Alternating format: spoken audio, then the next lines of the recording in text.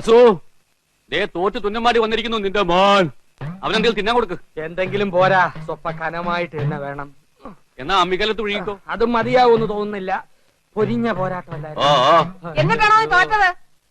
അവസാന ശ്വാസം വരെ പോരാടി തോക്കുന്ന ജയിച്ചേന് തുല്യമാണ് അമ്മേ. അരശിമുട്ട് കുടുംബ തൈപ്പറമ്പുകാരോടാണ് തോറ്റത്.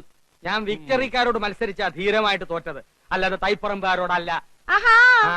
വിക്ടറിയുടെ ക്യാപ്റ്റൻ അശോകൻ എവിടത്തെയാണെന്നാ എന്റെ വിചാരം. എന്റെ ഭഗവാനെ, എന്റെ അനിയത്ത് സുമതിയുടെ മുഖത്ത് ഞാൻ ഇനി എങ്ങനെ നോക്കും? സുമതി കുഞ്ഞമ്മ ഗോഷ്ടി കാണിച്ചോണ്ടിരിക്കാണോ നോക്കാണ്ടിരിക്കാൻ? അമ്മ ധൈര്യമായിട്ട് നോക്കുന്നേ. നീ പോടാ അവിടുന്ന്. ചെസ് മത്സരത്തി ഞാൻ അവനെ തറ പറ്റിക്കും. തലപ്പന്തുകളിലും ചീട്ടുകളിലും തോറ്റപ്പോഴും നീ ഇത് തന്നെ പറഞ്ഞത്. അത് പിന്നെ ഞാൻ ഒരുത്തം മാത്രം വിചാരിച്ചാ മതിയോ? കൂടെയുള്ള കോന്തന്മാരും കൂടെ വിചാരിക്കണ്ടേ?